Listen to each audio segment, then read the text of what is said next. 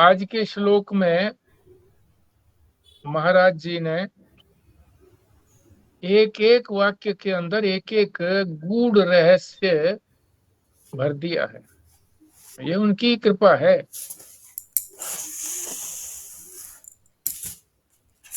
इसलिए हमें एक एक कदम पर समझते हुए चलना है।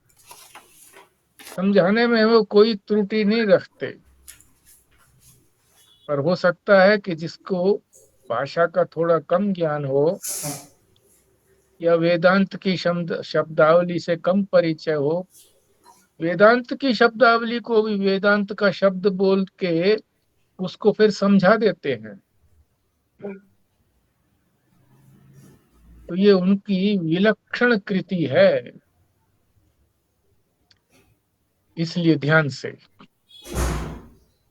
श्लोक के प्रारंभ होने से पहले ही महाराज जी थोड़ी सी भूमिका देते हैं ताकि वो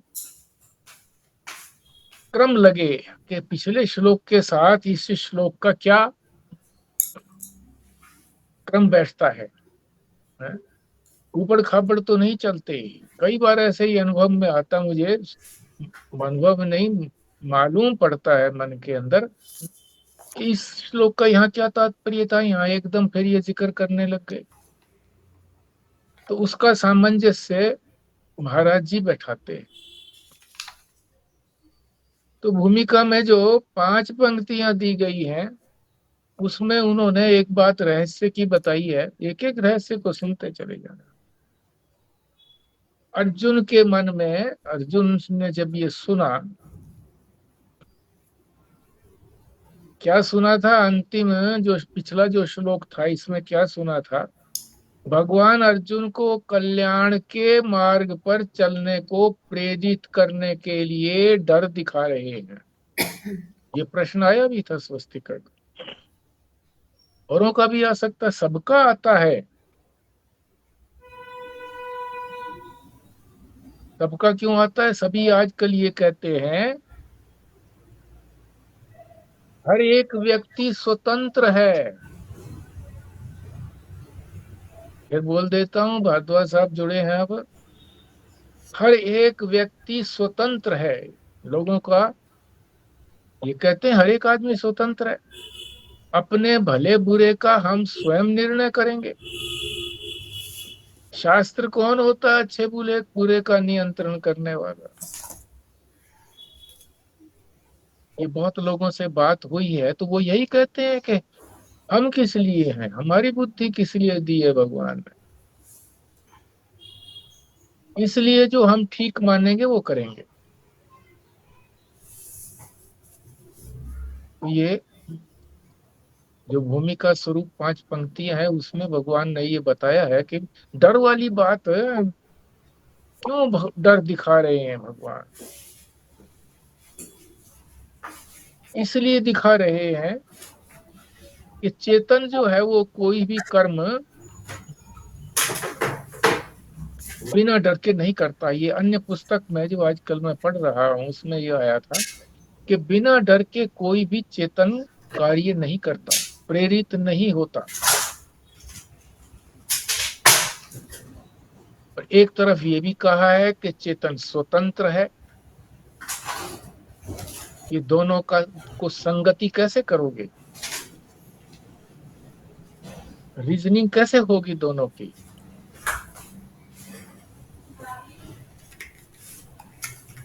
जो चेतन स्वतंत्र कहा है वो परम चेतन की बात है, परमात्मा की बात है। करतुम अकर्तुम अन्यथा करतुम, ये कहा है उनके लिए। कुछ भी करे वो स्वतंत्र है। ज्ञान होने के बाद ज्ञानी भी परम स्वतंत्र है, वो भी ब्रह्म रूप ही हो गया है, परमात्मा रूप हो गया है, परमात्मा ही हो गया है, इसलिए वो भी स्वतंत्र है। पर अभी जो हम अपने आप को चेतन मानते हैं ये तो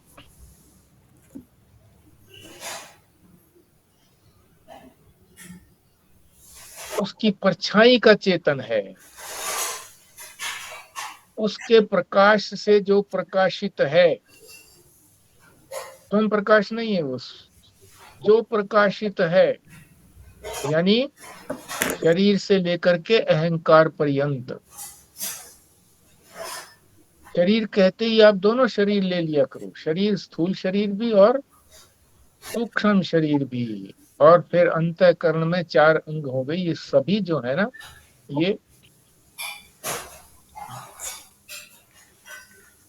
प्रतिबिंबित चेतन है।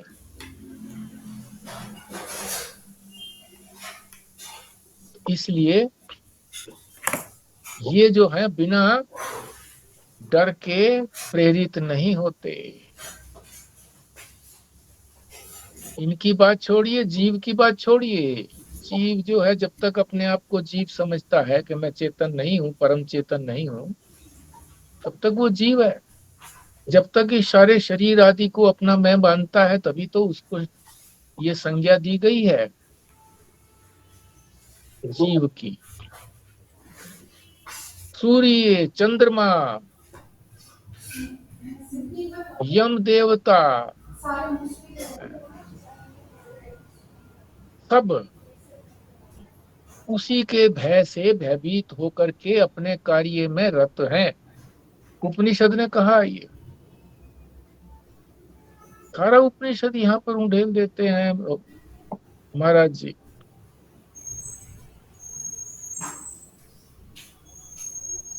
इसी संदर्भ में, इसी रेफरेंस में ये 59वां श्लोक भगवान बता रहे हैं। इसमें क्या बताएंगे कि अर्जुन ने ये कहा कि मैं नहीं लड़ूंगा। भगवान कहते हैं कि अगर तू ये समझता है कि मैं युद्ध नहीं करूंगा और अपने अहंकार का आश्रय लेता है, जीव है ना, तो अहंकार जो है शरीर से लेकर के अहंकार पर्यंत सबसे प्रबल है। ये अहंकार है उसका।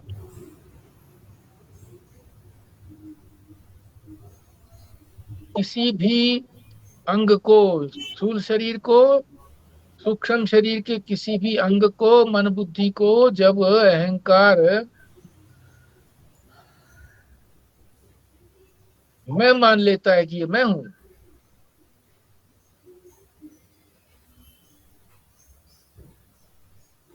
तो ये अहंकार का आश्रय हो गया। जीव जो है वो कोई भी निर्णय करता है तो वो अहंकार के आश्रय से निर्णय करता है। अगर तू, भगवान कह रहे हैं, अगर तू अहंकार का आश्रय लेगा तो जो भी निश्चय करेगा तो वो प्रकृति जो है तुझे, क्योंकि अहंकार पर्यंत सारे जो अंग हैं वो सारे प्रकृति से बने हुए हैं, पांच भूतों से बने हुए हैं, तो वो तुझे युद्ध में प्रेरित कर ही देंगे। ये इसका श्लोक का सार है। इसी को हम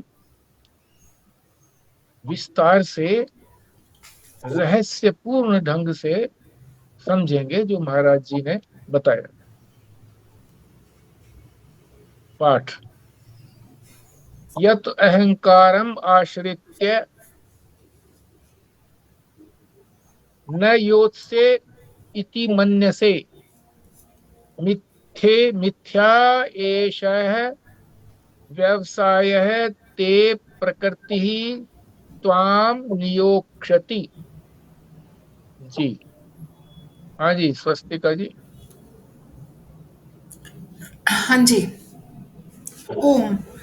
यद अहंकारम आश्रित्य न योत्स्य इति मन्यसे, मिथ्येष व्यवसायस्ते प्रकृतिः त्वाम नियोक्ष्यति। राणा जी।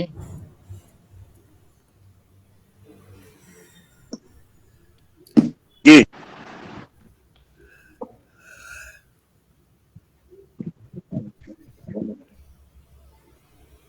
यत् अहंकारम आश्रित्य न योत्स्यति मन्यसे मिथ्या एषा व्यवसाय ते प्रकृति त्वाम नियोक्ष्यति। ओम। संजीव शर्मा जी। जी। यत् अहंकारम आश्रित्य नायोत्सय इति मन्यसे मिथ्या ऐसा व्यवसायते प्रकृति त्वाम नियोक्ष्यति। भारद्वाज साहब। जी। यत् अहंकारम आश्रित्य न योत्स्यते इति मन्यसे मिथ्या ऐसः व्यवसाय ते प्रकृति त्वाम नियोक्ष्यति। जी, अर्थ समझते हैं। यत् यदि अहंकारम आश्रित्य अहंकार का आश्रय लेकर के न योत्से युद्ध नहीं करूंगा इति ऐसा मन्य से मानता है मिथ्या तो ये मिथ्या है एश यह ये निर्णय तेरा मिथ्या है ये मान्यता तेरी मिथ्या है। व्यवसाय है व्यवसायत्मिका बुद्धि था ना निश्चयात्मिका बुद्धि तो व्यवसाय का अर्थ होता है निश्चय निश्चय तेरा जो निश्चय है प्रकृति का है स्वभाव प्रकृति ने जो स्वभाव बना दिया त्वाम तुझे नियोक्ष्यति युद्ध में नियोजित कर देगा युद्ध में प्रेरित कर देगा। तू कौन होता है प्रकृति के शासन में है तू निर्णय तेरा प्रकृति के अंग द्वारा लिया गया है जो प्रकृति ने बनाया है अहंकार। अब विस्तार से समझते हैं भगवान क्या कह रहे हैं कि तुम अंतःकरण से लेकर शरीर तक अपने अहंकार को रख करके ही तो कह रहे हो कि मैं सब कुछ जानता हूं अपना निर्णय लूंगा यानी मैं पंडित हूं पंडा बुद्धि।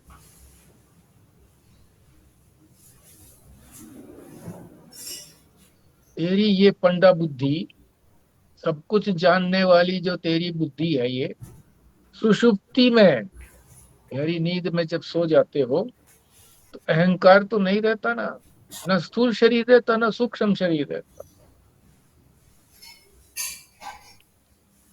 तब क्या ये संकल्प रहता है कि मैं युद्ध नहीं करूंगा। अर्जुन ने कह दिया था ना मैं युद्ध नहीं करूंगा भीख मांग करके खा लूंगा भिक्षा मांग करके खा लूंगा। फिर रहता तेरा संकल्प है संकल्प करने वाली बुद्धि ही नहीं रहती तो वो कैसे रहेगा संकल्प कैसे रहेगा नहीं रहता। और जिसको तुम अपनी स्वतंत्रता समझ रहे हो किसको मैं कह रहे हो उसी अहंकार को ही मैं कह रहे हो ना कि ये मैं अहंकार का मतलब मैं बुद्धि। ये स्वयं कौन है इसी को स्वयं कहा है स्वयं माने स्वयं खुद वो खुद कौन है जानते हो तुम खुद कौन है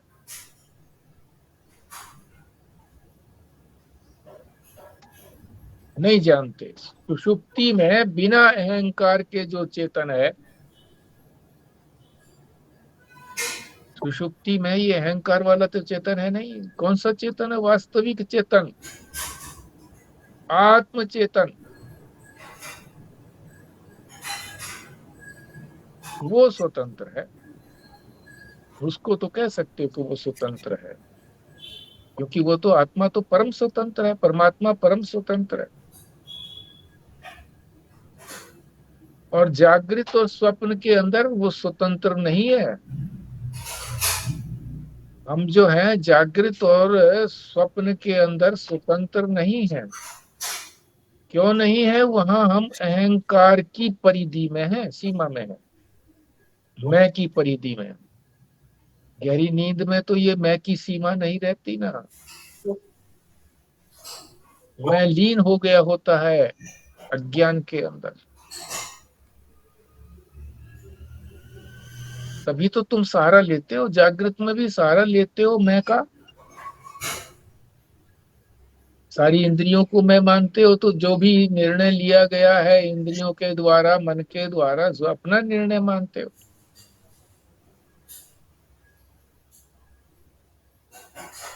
स्वप्न में भी इसी तरह से मैं का ही तो उसका मन का ही तो निर्णय है।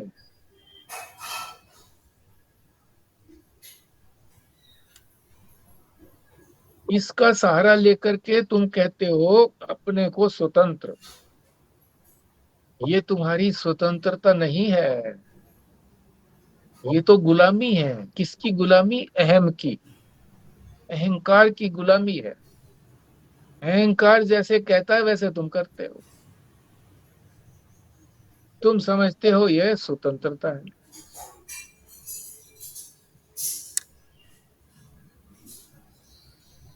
अहंकार जो है ये बुद्धि वृत्ति से लेकर के, या ये कहो कि शरीर से लेकर के बुद्धि पर्यंत, सबको ये अपना मैं कहने लगता है, सबको विषय कर लेता है, ये अपना मैं कहता है। शरीर भी मैं हूं, मिथ्या अहंकार। इंद्रियां भी मैं हूं, आंख से कम दिखने लगे, मुझे कम दिखता है जी। और इंद्रियों से भी लगा लो इसी तरह से। चल फिर नहीं सकता तो कह देते मैं नहीं चल फिर सकता। घुटने भी तो इंद्रियां हैं। कोई काम नहीं कर सकता तो ये हाथ, हाथ इंद्रिय है, उसको भी मैं कह देते हैं। सारी इंद्रियों को मैं कह देता है। मन को भी, मन जब विक्षिप्त होता है या प्रसन्न होता है, मैं प्रसन्न हूं या मैं विक्षिप्त हूं। बुद्धि, आज कोई बुद्धि निर्णय नहीं कर पा रही है। आज बुद्धि ने ये निर्णय किया। इस तरह से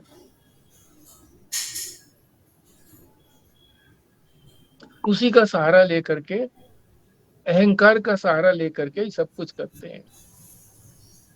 इससे क्या क्या शिक्षा लेनी चाहिए हमें? कि हमारा कोई भी निर्णय होगा, जब तक हम इस अहंकार की सीमा में है, हमारा निर्णय ठीक नहीं होगा।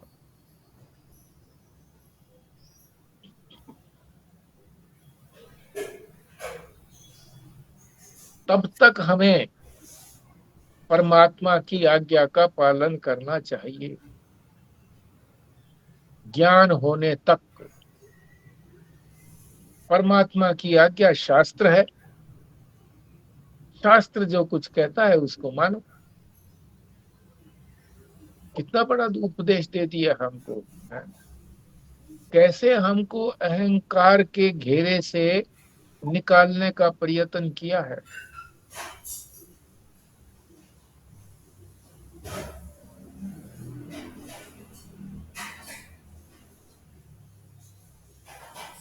जागृत और स्वप्न में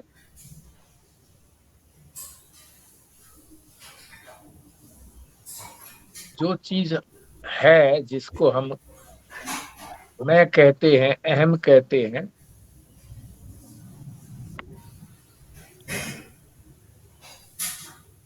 वो तो प्रकृति से पैदा हुआ है। और कब पैदा होता है ये? प्रकृति जब सम होती है तब नहीं होता पैदा। जब असमान हो जाती है गुणों का, जब गुण उसके अंदर समान रूप से होते हैं, तब तक कोई क्रिया नहीं होती, कोई प्रवृत्ति नहीं होती संसार में। जब गुण ऊपर नीचे हो जाते हैं, कोई सा भी गुण ऊपर नीचे हो जाएगा, सत्व रज तम, तब प्रवृत्ति होती है, तब क्रिया होती है।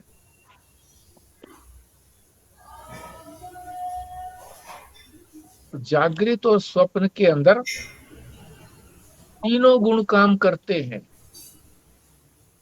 अब एक और रहस्य की बात आ गई। इसका क्या मतलब है कि सुषुप्ति में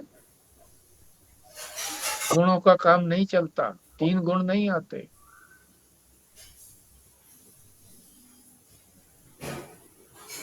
वहां तो अज्ञान का अंधकार है। सुषुप्ति में यानी गहरी नींद में ना तो हम ब्राह्मण होते ना क्षत्रिय होते। ब्राह्मण और क्षत्रिय जो है, ये तो शास्त्र ने हमको संस्कारित कर दिया कि तुम ब्राह्मण हो, तुम क्षत्रिय हो।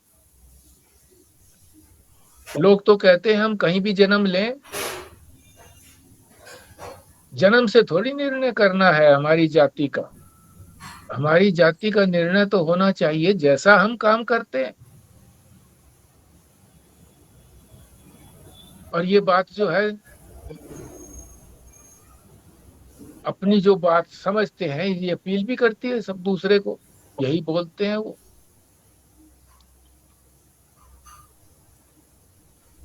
अखंडानंद जी ने इसका तोड़ कर दिया कि सुबह जब तुम शौच को धोते हो, मल को धोते हो, तब तो तुम बंगी का काम करते हो, शूद्र हो। और फिर स्नान आदि करके तुम जप आदि पाठ आदि करते हो, मंदिर में जाते हो, तो पंडित हो गए। और जब तुम मार्केट में जाते हो सब्जी लेने के लिए, उसको रौब से कहते हो नहीं नहीं इतने पैसे नहीं देने, हमने हमने तो इस भाव से लेना है, तुम कह देता जी ठीक है ले लो, वहां क्षत्रिय हो गए। तो तुम कौन सी जाति के हो बताओ? हाँ? इसीलिए ये तर्क जो है, ये युक्ति जो है, ये बड़ी रिमार्केबल युक्ति है कि जन्म से ही हमारा निर्णय हो जाता है। जाति जन्म से निर्णित होती है, और वो निर्णय कोई हमने थोड़ी किया है। भगवान ने जिसमें जन्म दिया, जिस जाति में, उसका निर्णय है। उसके निर्णय के आगे हम अपना निर्णय कर लगाएंगे। उसका संविधान, उसका जो शास्त्र कहा है, ये संविधान है, अटूट है, सर्वकालिक है। ये नहीं है कि पुराने जमाने में चलता था अब नहीं चलता है। मानो ना मानो ये बात अलग है वो सच्चाई, वास्तविकता है।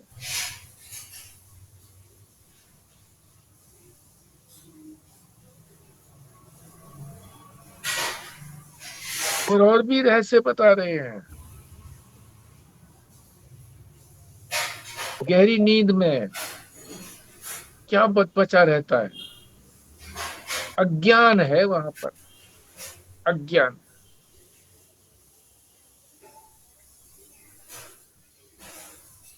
तो क्या वहां कर्मों का फल भोगा जाता है? बताइए, पार्टिसिपेट करिए, आप बोलिए। क्या नहीं, वहां पर कर्मों का फल भोगा जाता है जी? नहीं भोगा जाता। हाँ, क्यों नहीं भोगा जाता? क्योंकि वहां पे हम खुद मौजूद ही नहीं होते। हाँ, वहां भोगने वाला हो ना वहां पे, भोगने वाला अहंकार, शरीर, इंद्रियां, मन, बुद्धि कुछ तो हो, वहां पर नहीं है।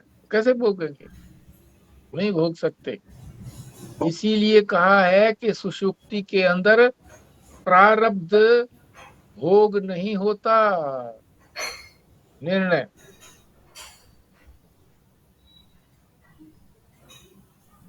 क्योंकि भोगने वाला यंत्र ही नहीं है वहां, तो कैसे प्रारब्ध जो है वो तभी तो लागू होगा जब वहां कोई भोगने वाला होगा। तो सुषुप्ति जो है, वो जो आनंद हमको आता है, या जो अज्ञान वहां पर रहता है, वो आनंद जो है वो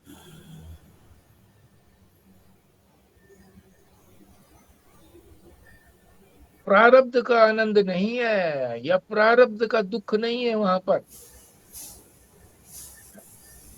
दुख तो है ही नहीं वहां पर, अहंकार वाला सुख भी वहां नहीं है, मगर फिर भी आनंद है।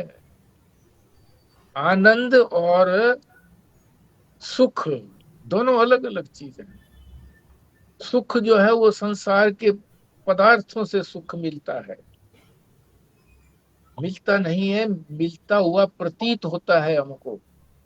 आनंद जो है वो तो हमारा स्वभाव है, स्वतः, किसी से मिलता नहीं है, निरपेक्ष आनंद, माध्यम नहीं है उसका कोई भी।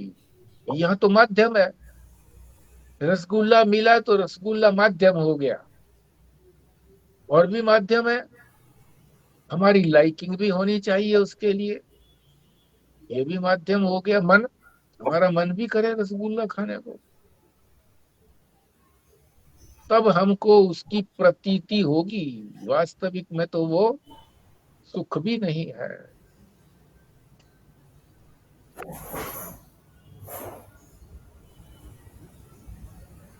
इसलिए कह रहे हैं कि जागृत स्वप्न में जब तुम होते हो तो अहंकार आ जाता है, सुषुप्ति में तो नहीं होता। तब तुम, यानी हम, कर्म भोग वाले हिस्से में आ गए। अब कर्मों को भोगते हैं। कर्मों का भोग जागृत और स्वप्न में ही होता है, सुषुप्ति में नहीं होता।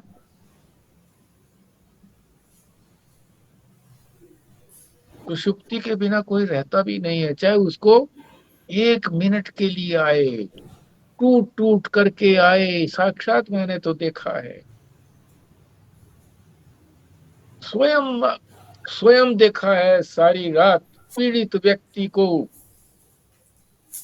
जिसका कंधा, जिसकी पीठ के पीछे अपना घुटना मोड़ करके रखा था। पीड़ित व्यक्ति लेट नहीं पाता था, बैठता था तो 1-2 मिनट के लिए आह नहीं निकलती थी, नहीं तो शी शी बोलता रहता था।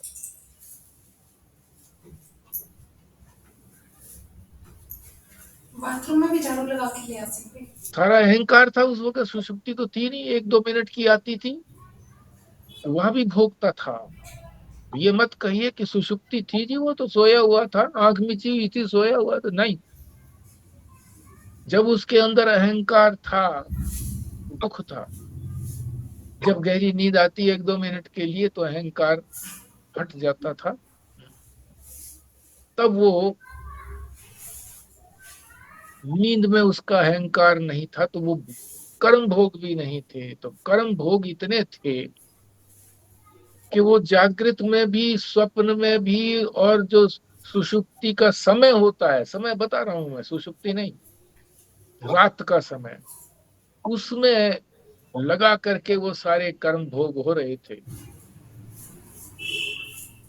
आप इस बात को बिल्कुल जैसे मैं बोल रहा हूं अनुभव करिए। और इस जागृत और स्वप्न के को लेकर के ही भगवान कह रहे हैं अर्जुन से कि तू कहता मैं नहीं लड़ूंगा, किसका आश्रय ले रहे हो? अहंकार का। क्योंकि जागृत और स्वप्न में ही तो तुम कहने की स्थिति में हो कि मैं ये करूंगा, मैं नहीं लड़ूंगा। सुषुप्ति में तो ऐसी स्थिति में हो ही नहीं है। इसलिए ये जो तुम्हारा निश्चय है, ये सारा अहंकार को आश्रय करके है।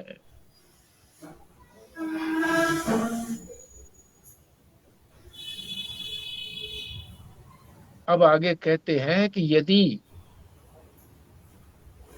ये तो कहा ना, यदि अहंकार का आश्रय लेते हो और मैं युद्ध नहीं करूंगा ऐसा मानते हो, तो ये तुम्हारा मिथ्या, श्लोक में कहा ना, ये तुम्हारा मिथ्या निश्चय है।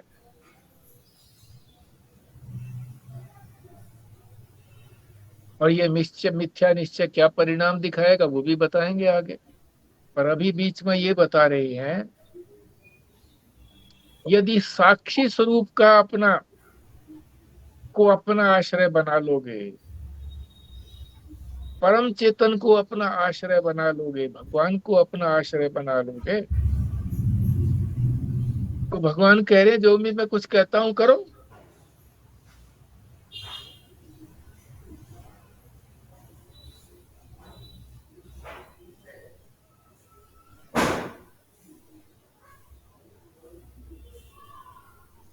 प्रकृति में पैदा हुए अहंकार का आश्रय लेकर के कहोगे कि मैं युद्ध नहीं करूंगा, तो प्रकृति ऐसी है जो तुम्हें शरीर से लेकर अहंकार पर्यंत सारे विकार उत्पन्न करती है।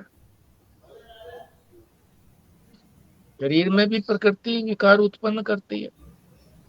बीमारियां होती है कि नहीं होती, कितनी सारी चोटें लगती है कि नहीं लगती है शरीर में, स्थूल शरीर में, सूक्ष्म शरीर में भी जीर्णता आती है।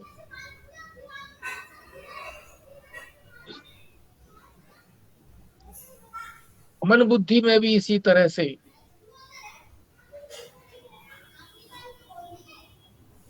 क्योंकि ये प्रकृति के अंग हैं, इसमें विकार आएगा ही आएगा। विकार हमेशा प्रकृति में आता है, परम चेतन में, परमात्मा में विकार कहां से आएगा? दूसरी कोई वस्तु है ही नहीं उसके अतिरिक्त। ये प्रकृति भी उसके आश्रय में है। जो चीज जिसके आश्रय में होती है वो उससे अलग नहीं होती।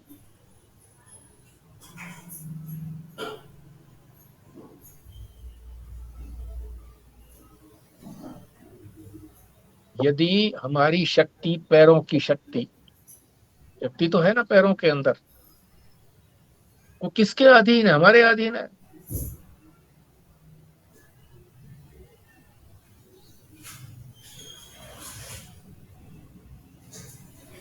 तो मैं से बड़ी शक्ति नहीं है वो।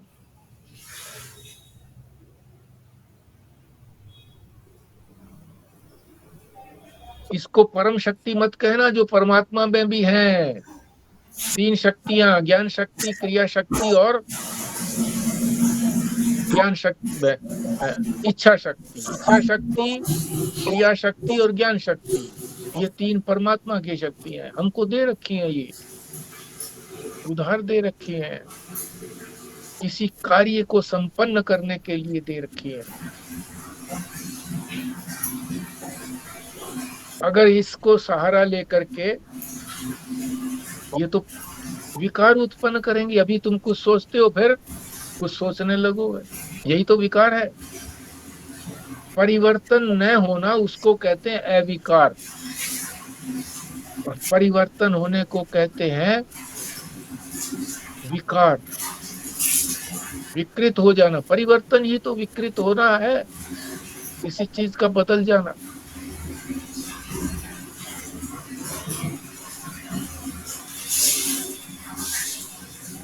तो मैं युद्ध नहीं करूंगा, तू इस प्रकृति के अधीन होकर के बात कह रहा है। तो ये तेरा शासन जो है उसके अंडर हो गया, वो शासन कर रही है तेरे ऊपर।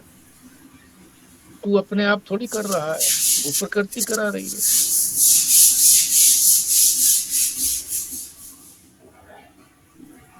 इसलिए वो प्रकृति फिर तुम्हारे से युद्ध भी कराएगी।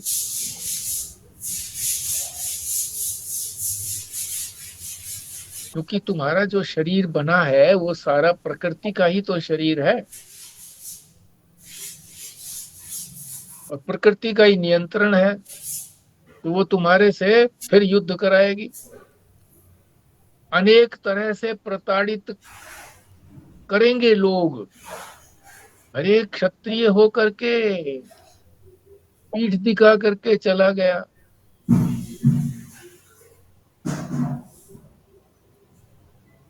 तेरे सारे जो परंपरा थी, वो सारी परंपरा बुजुर्गों की तो लड़ने से भयभीत नहीं होती थी। तू भयभीत होकर के और फिर जो है संन्यास में चला गया।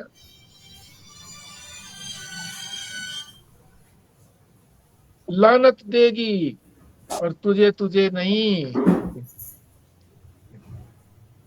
तेरे धनुष बाण को भी लानत देगी। दिक्कत तेरे धनुष बाण को, जो शिव जी ने तुमको दिया था, अस्त्र दिया था, उसको भी धिक्कार, तू सहन नहीं कर सकेगा।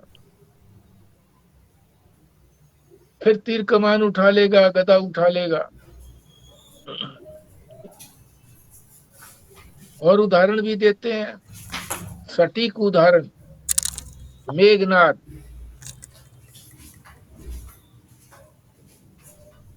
जब राम और रावण का युद्ध होने को हुआ तो उस समय मेघनाद ने निश्चय किया कि इस यज्ञ को यदि मैं कर लूंगा, देवता सारे पक्ष में कर रखे थे, देवताओं ने बता दिया कि ये युद्ध करोगे तो किसी को भी तुम जो है पराजित कर सकते हो।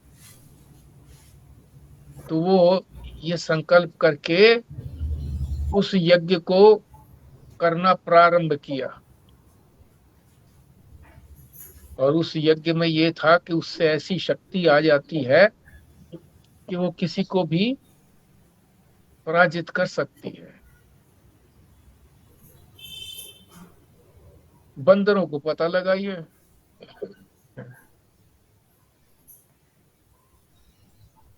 अब उनको तो कुछ और सूझा नहीं।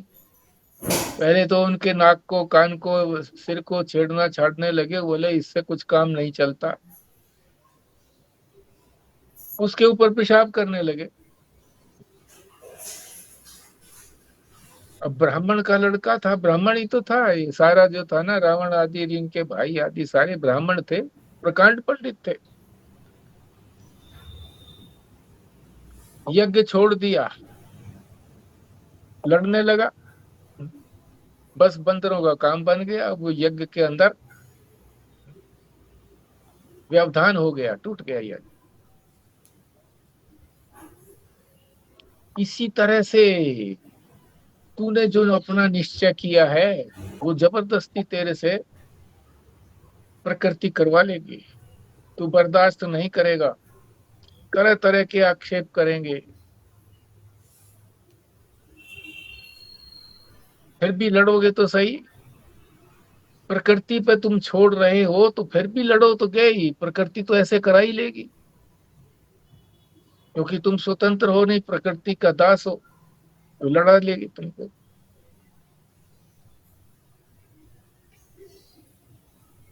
और बिना लड़े कोई उपाय नहीं है, क्योंकि मैं भी कह रहा हूं, परमात्मा भी कह रहे हैं कि तू लड़। दोनों तरफ से तेरा रास्ता बंद है।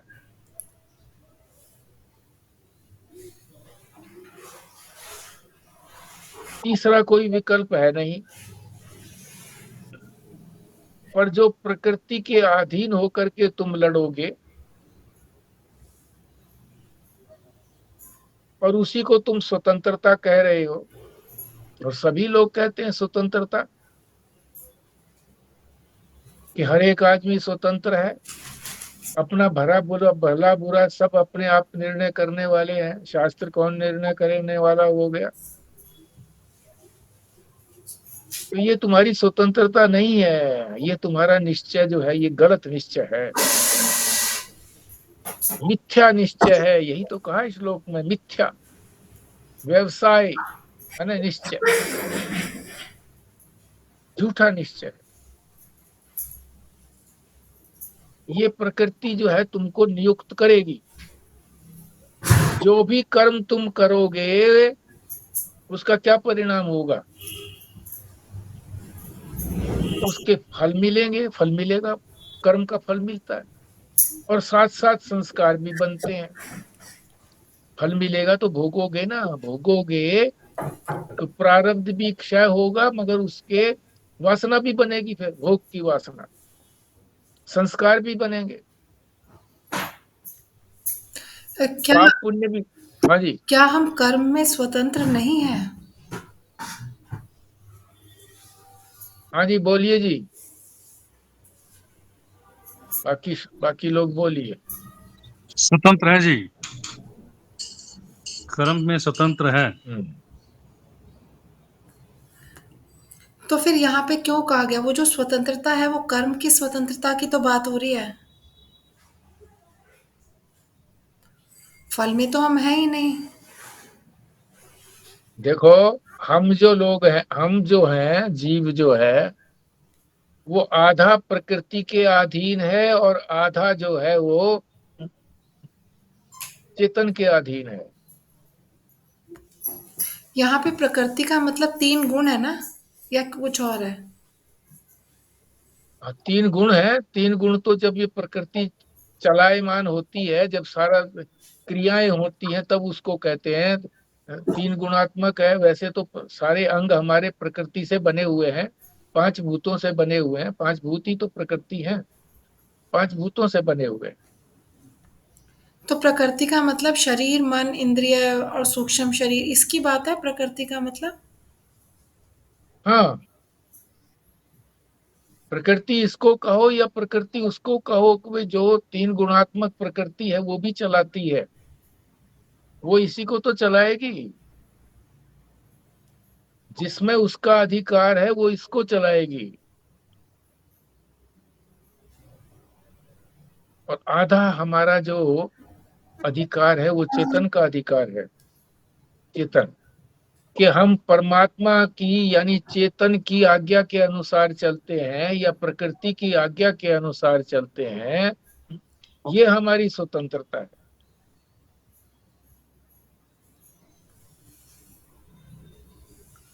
वही प्रारब्ध और पुरुषार्थ की बात आई ना जी, प्रारब्ध में जो है या स्वभाव से परिस्थिति, एक्शन और रिएक्शन, परिस्थिति कोई भी आएगी उसमें अपना रिएक्शन कैसे होगा, उसमें तो स्वतंत्रता है ना जी। हाँ परिस्थिति को आप नहीं बदल सकते हैं, बट उसमें कैसे रिएक्ट करना है वो आपके हाथ में है। हाँ, प्रेरित जो है वो प्रकृति करे तुमको या पुरुष यानी परमात्मा करे, ये बात है। दोनों में से कौन प्रेरित करता है? अगर प्रेरित करती है, प्रेरित वो भी करती है, प्रकृति भी करती है, और पुरुष भी करता है, परमात्मा भी करता है। अगर प्रकृति से प्रेरित होकर के कर्म करते हैं तो कर्म जो होगा वो अहंकार पूर्ण होगा। भोग होगा वो भी अहंकार पूर्ण होगा कि मैं कर्म कर रहा हूं, मैं भोग रहा हूं। तो इसी के जंजाल में फंसे रहेंगे, जन्म मरण के चक्र में फंसे रहेंगे। और यदि परमात्मा के द्वारा जो प्रेरित होकर के चलेंगे तो इस जन्म मरण के चक्र से छूट जाएंगे। परमात्मा जो है वो हमारे ऐसे संस्कारों को प्रेरित करता है जो हमारे लिए कल्याणकारी है, उनको प्रेरित करता है। प्रकृति भी प्रेरित करती है, प्रेरणा दोनों तरफ से मिलती है। अब कौन सी प्रेरणा को हम मानते हैं? अगर हम प्रकृति की प्रेरणा को मानते हैं तो हम जैसे हैं वैसे ही बने रहेंगे, इसी के जंजाल में फंसे रहेंगे, जन्म मरण के चक्र में, दुख और सुख के भोग में, कर्तृत्व और भोक्तृत्व के चक्कर में, इसी में फंसे रहेंगे। ये जो आपने कहा परमात्मा, ना, ये जो आपने कहा कि प्रकृति के अनुसार चलना, ये तो फिर ऐसे हो गया ना कि जैसे हम फ्लो के साथ चलते जा रहे हैं, जैसे पूरा संसार चल रहा है। ये तो फिर अपना स्वयं हो रहा है ये सारी चीजें, तो हम पर जब हम स्पेशल एफर्ट करेंगे, मतलब अगर हमें परमात्मा के मार्ग में चलना है या शास्त्र के अनुसार में चलना है, तो हमें स्पेशल प्रयास करना पड़ेगा ना उसके लिए तो। बिल्कुल और अगर फ्लो बिल्कुल। के साथ चल रहे हैं तो वो प्रकृति के साथ चल रहे हैं, मतलब जैसे सब चल हाँ रहे हैं वैसे ही हम हार्ट के साथ चल रहे हैं। हाँ हाँ हाँ।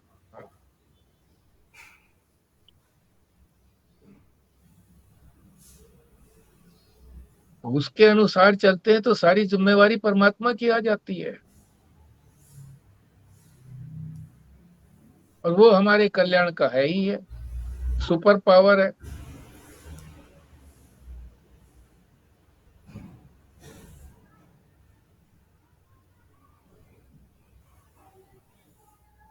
फिर अगर हम फल और संस्कारों के ही अधीन होकर के चलें तो क्या दिक्कत की बात है?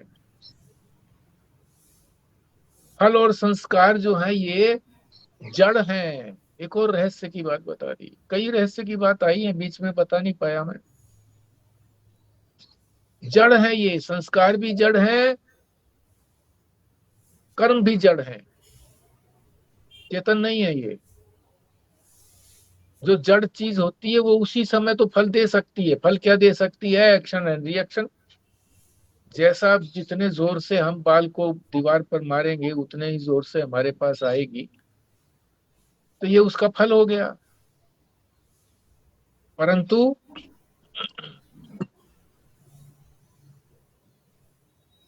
बाद में ये फल नहीं दे सकते क्योंकि जड़ है।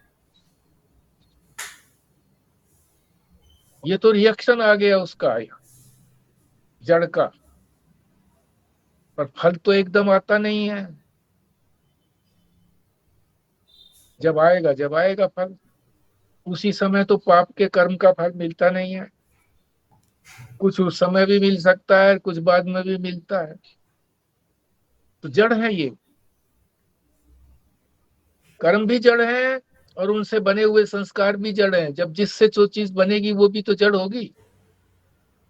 कर्म जड़ है तो उनसे जो संस्कार बनेंगे वो भी जड़ है, वो भी कुछ नहीं कर सकते फिर।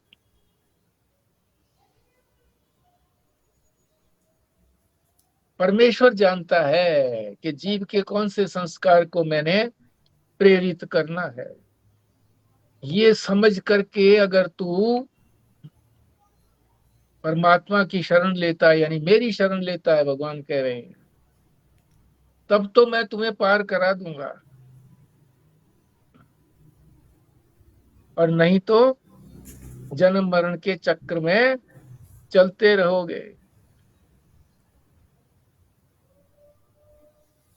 जिसको आजकल लोग बड़ी भारी स्वतंत्रता कहते हैं, वो तो अहंकार की परतंत्रता है, अहंकार की गुलामी है। इसलिए भगवान कहते हैं इस अहंकार की, प्रकृति की गुलामी को छोड़ करके परमेश्वर की अधीनता स्वीकार करोगे तो चक्र से छूट जाओ। अब हम लोग चक्र से छूटना ही नहीं चाहते। सोचते हैं कि ये इतना सुख मिल रहा है, ये क्या थोड़ा है। इंटरप्टेड सुख, सुख भी इंटरप्टेड सुख है, दुख भी आता है बीच में।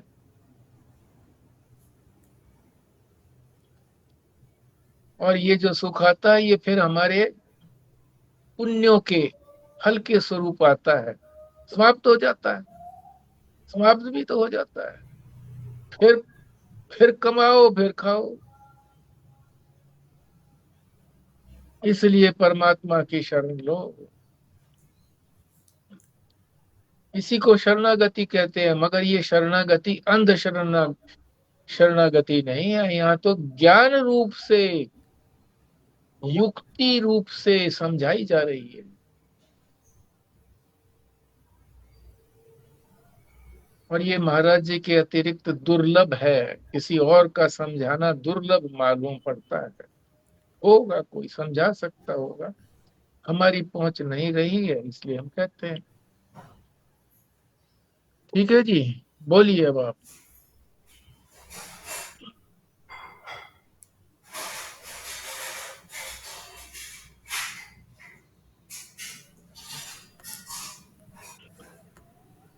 जैसे आपने कहा कि परमेश्वर की परमात्मा की शरणागति लो, है ना? नेचर के, प्रकृति के हिसाब से मत चलो, हम्म परमात्मा के हिसाब से चलो। हम्म तो ये कैसे पता लगेगा कि परमात्मा के हिसाब से हम चल रहे हैं कि नहीं, या परमात्मा क्या चाहता है? हाँ जी, बोलिए जी।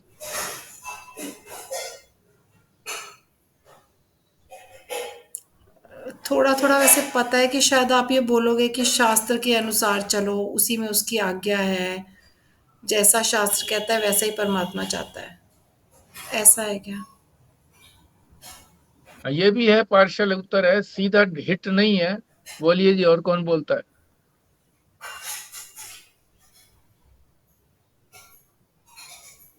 प्रकृति का तात्पर्य समझिए। पहले तो ये जो कहना चाह रहे हैं कि प्रकृति के अनुसार चलें, पुरुष और प्रकृति जब दो चीज बताई थी, तो पुरुष परमात्मा और प्रकृति जो है उनकी माया शक्ति को भी प्रकृति कहा गया।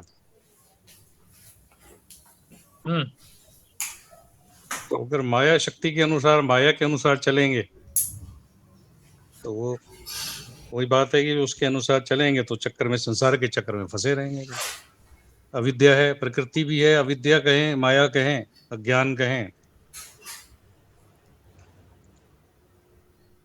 देखो मैं दोबारा क्वेश्चन बताती हूँ, शायद मैं नहीं, ठीक से बता नहीं पाई। मैं तो यही कहना चाह रही थी कि हमें परमात्मा की जो शरणागति है वो कैसे पता कैसे लगे, पता लगे? हम तो शरणागति है कि नहीं है। हाँ, जो भी काम तभी तो अपने पता मन चले जब से, कर्तव्य भाव खत्म हो गया तो परमात्मा की शरणागति है कि भाई मैं कुछ नहीं हूँ, वही सब कुछ है। अगर ये भाव भी हो गया तो जब मैं कुछ हो ही नहीं, वही करने वाला है, तो मैं करने वाला भी नहीं हूं ना भोगने वाला हूँ फिर। देखो इसका हिट उत्तर ये है कि जब मैं अपने मन से करता हूं तो समझ लीजिए कि ये प्रकृति का के द्वारा किया जा रहा है, प्रकृति करा रही है मेरे मन से, क्योंकि वो मन जो है वो प्रकृति का ही तो अंग है, उसी ने तो बनाया इसको मन से। मन से नहीं, शास्त्र से चले। दोनों बातें बता दी ना, शास्त्र से चलो तो ये मन में ये रहता है कि मन की ना माने फिर हम, तो अब ये भी कह दिया कि मन की ना मानो, शास्त्र की मानो। यही पहचान है।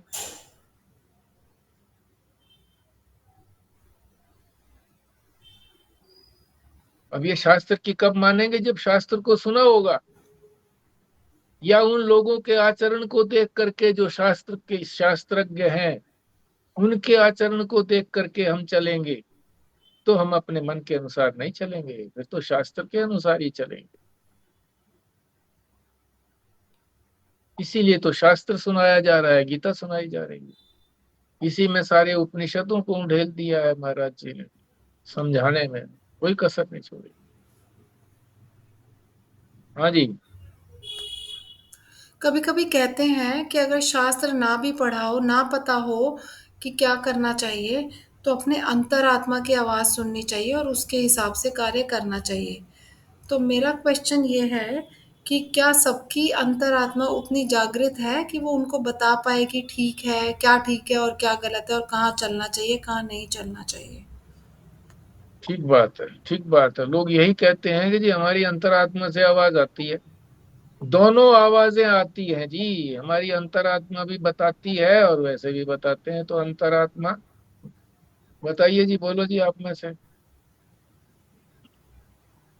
पहले भी आया था जी, शुभ संकल्प हो तो अंतरात्मा की आवाज है और तुरंत कर लेना चाहिए।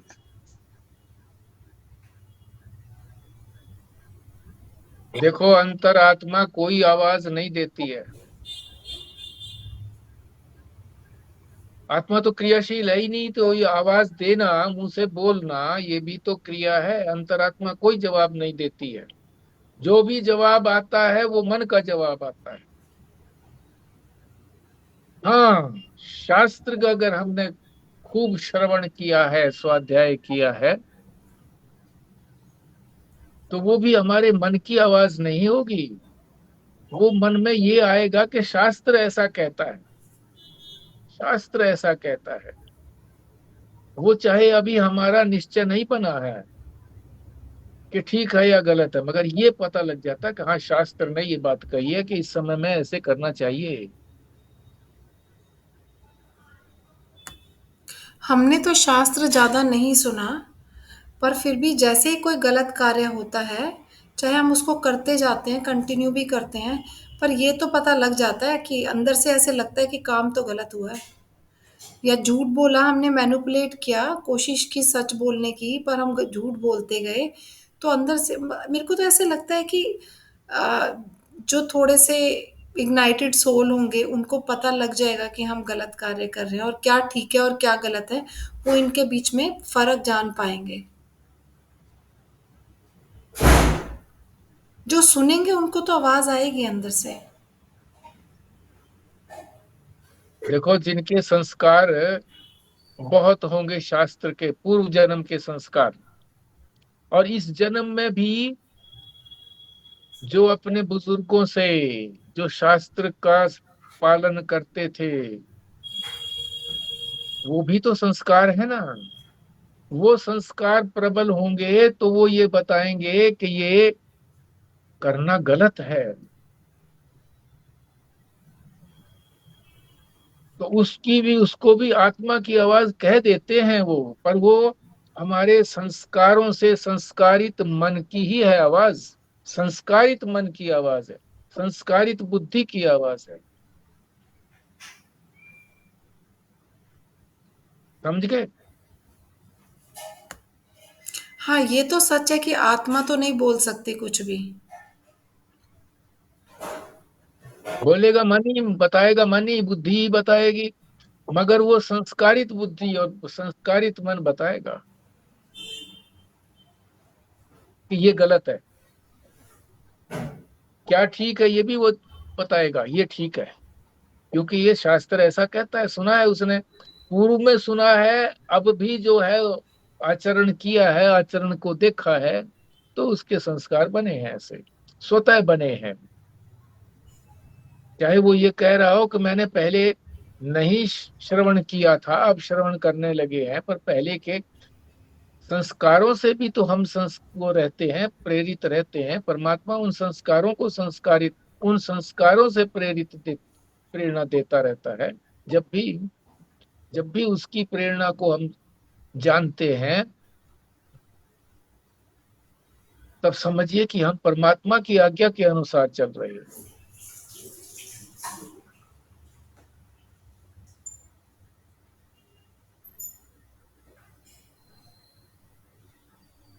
भारद्वाज साहब मौन है। नहीं, मैं सुन रहा हूँ जी। सुन रहा हूँ। अच्छा अच्छा अच्छा, हाँ, अंदर ही अंदर मनन कर रहे हैं। और कई बार विरोधाभास होता है जी, मन में अपने आप ही उत्पन्न होता है। कुछ कर रहे हैं हम, लेकिन कुछ ऐसा होता है कि हम नहीं ठीक कर रहे, अपने आप ही उत्पन्न होता है कई बार परिस्थितियां। हाँ, लेकिन विरोधाभास तो होता ही है जी। लेकिन परिस्थितियां हाँ, करवाती कई जाती हैं। बार अब वो ये है ना, प्रकृति के अधीन हम चलते हैं, तो वो जैसे चाहती है वैसे कराती रहती है।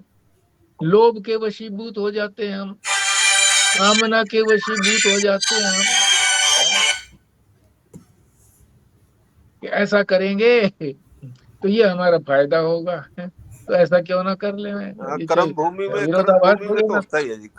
कर्म करते हुए होता है, ये जरूर होता है, विरोधाभास होता है। हमारे संस्कार कुछ कहते हैं और करना कुछ पड़ता है हमें कई बार, परिस्थितियों से वैसी वो ओके। हाँ, तो जब तक इस तरह से हम वशीभूत हैं, तब तक हम प्रकृति के ही क्षेत्र में हैं, अभी उस क्षेत्र से परे नहीं निकले हैं। जब तक इस शरीर को मैं मान रहे हैं, चाहे स्थूल शरीर चाहे सूक्ष्म शरीर, इसको मैं मान रहे हैं, तब तक हम प्रकृति के क्षेत्र में हैं, और तब तक हमको शास्त्र को मानना चाहिए। यही कहा है कर्तव्य हमारा। अभिषेक के बारे में एक बार मैंने एक महात्मा से पूछा, उन्होंने सटीक उत्तर दिया कि तुम अपने शरीर को नहलाते धुलाते हो कि नहीं, शुद्ध करते हो कि नहीं? हाँ जी, करता हूँ। तो उनको करने में क्या आपत्ति है? ये उनका शरीर है, जो मूर्ति है वो परमात्मा का शरीर है, उसके शरीर को भी करो। जब तक इसमें मैं बुद्धि है तो उसमें मैं बुद्धि रखो, इसमें बुद्धि को परिवर्तित करो उधर, कि जब तक ये मेरे में शरीर में मैं बुद्धि है, तब तक मैं उधर भी मैं बुद्धि रखूंगा। हाँ, यहां से मैं बुद्धि हट गई तो फिर कहीं भी मैं बुद्धि नहीं रहेगी, फिर तो मैं ही मैं रहूंगा बस। आत्मा ही आत्मा रहेगी, परमात्मा ही परमात्मा होगा। हमारा तो ड्यूअल बिहेवियर है, हमने अपने में तो पूरी में बुद्धि रखी हुई है, पर सामने उसको, भगवान को तो हम मूर्ति ही समझते हैं। मूर्ति समझते हैं तो वो लाभ नहीं है, साक्षात समझें। अब शिवलिंग जो है, इसके ऊपर जो है वो फिर सर्प जो ऊपर रखा जाता है चारों तरफ से, और फिर ऊपर जो है सर्प का छत्र सा बनता है। तो कई बार जब इसको नहलाते हैं या फूल पत्र चढ़ाते हैं, तब वो जरा सा इसके साथ, पिंडी के साथ जरा सा टकराता है, तो शैली कहती है ये क्या करते हो, ये क्या करते हो, चोट नहीं लगेगी क्या? है? चेतन है, चेतन मान करके ही तो उसे कर रहे हो, नहीं तो पूजा का क्या लाभ है? उसको चेतन मान करके, शिव मान करके अभिषेक करो, विष्णु मान करके उनकी आराधना करो, तभी लाभ होता है। वृंदावन में जो आश्रम है ना जी, अखंडानंद आश्रम में गोविंदानंद जी के पास जाते हैं, हाँ जी। सर्दियों में जो महाराज जी की फोटो लगा रखी है उसके ऊपर वो कपड़ा उड़ाते हैं करके। हम्म। और कभी ये नहीं कहा कि महाराज जी ने ऐसे कहा था, मतलब महाराज जी कहते हैं, मतलब बस प्रेजेंट में है, ये नहीं कि पास में कहीं कि उन्होंने कभी ऐसे कहा था, ऐसा नहीं बोलते हैं कभी भी। तो हम्म। मतलब उनकी बुद्धि यही है कि हमारे महाराज जी कहीं गए नहीं है, साक्षात सभी भी मौजूद हैं यहाँ। हम्म। और हम भी आश्चर्यचकित हैं का कपड़ा बनाने से कोई सर्दी गर्मी कहता नहीं, सर्दी में हम कपड़ा उड़ाते हैं यहाँ पर बकायदा, ताकि सर्दी ना लगे। तो सब कुछ कराता, जैसे हम शरीर को ढकते हैं उनको भी ढकते हैं, जैसे हम भोजन करते हैं, अब तो बेशर्म हो गए हैं भोजन करने में। नहीं तो भोजन के लिए ये कहा गया था कि पीठ मोड़ करके भोजन करिए। शौच भी जो है वो भी ओट लेकर के, शौच करिए ओट लेकर, भोजन करिए। ये गुजराती लोग ना जी, मैंने कहीं देखे हैं ट्रेवल करते हुए, सीट बुक करवा के जाते हैं उसकी, कान्हा जी की, ओहो, और साथ में हाँ। रखते हैं, वो सीट अलग से बुक होती है उनकी, साथ में उसमें बिठा वाह के लेके जाते हो। वाह वाह वाह, बिल्कुल ठीक कहा आपने। भोजन कराते अभी हैं कल ही तो अखबार में पढ़ रहा था मैं, यहाँ कोई उनको एडमिशन करवाने पहुंच गया उसमें, कि इनका एडमिशन अच्छा। करो जी स्कूल में। ये न्यूज है, इसकी अखबार की न्यूज है परसों की। हाँ नहीं, न्यूज नहीं है मगर ये सच्चा ही है, इनकी उतनी श्रद्धा होती है। मान लीजिए किसी ने ये झूठा कहा भी है, तो उसके मन में भी तो आया होगा ना ये बात है कि भाई उनको सीट भी बुक होनी चाहिए उसकी, है? उसके मन में तो आया होगा, भक्त होगा ऐसा, जिसने ये सब कुछ कहा है वो भक्त होगा।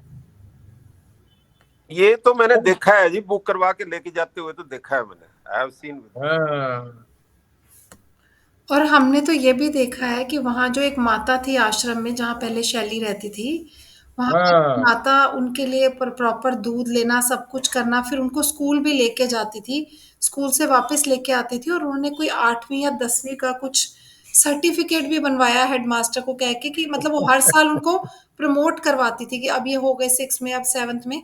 तो उन्होंने, मुझे याद है, एक सर्टिफिकेट भी दिखाया था उनको कह के कि भैया वो यहाँ तक पास कर गए हैं, आप कान्हा जी जो है। बिल्कुल ठीक बात है, भक्त हृदय ही ऐसा कर सकता है जी। देखो है जी, पुरी में भी तो उनको साक्ष वो मानते हैं जी, जीवित रूप हाँ में मानते हैं, वहाँ जीवित सारी मानते क्रियाएं हैं। करते हैं वहाँ। हाँ हाँ, वो तो लकड़ी के बने हुए हैं, हाँ जी, और वो जीवित है। अपने मामा के यहाँ भी जाते हैं, वो सारा कुछ करते हैं, ये जो रथों में जाते हैं। हाँ, बिल्कुल। तो ये सारी शास्त्र आज्ञा का पालन है।